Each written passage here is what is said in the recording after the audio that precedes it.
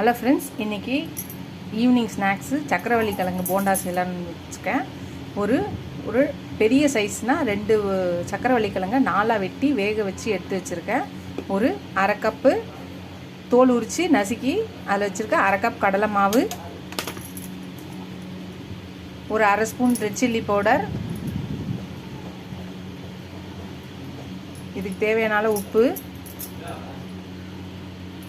1/4 spoon மஞ்சள்தூள், 2 spoon அரிசி மாவு போட்டுக்கலாம். ஒரு வெங்காயம், 2 பச்சை மிளகா, கொத்தமல்லி கட் பண்ணி வச்சுருக்கேன் போட்டுக்கலாம்.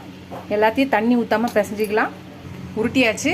போண்டா சைஸுக்கு இந்த மாதிரி நம்ம சைஸுக்கு ஏற்ற மாதிரி போட்டுக்கலாம். கடாயில் எண்ணெய் ஊற்றி காஞ்சிச்சு போட்டுக்கலாம்.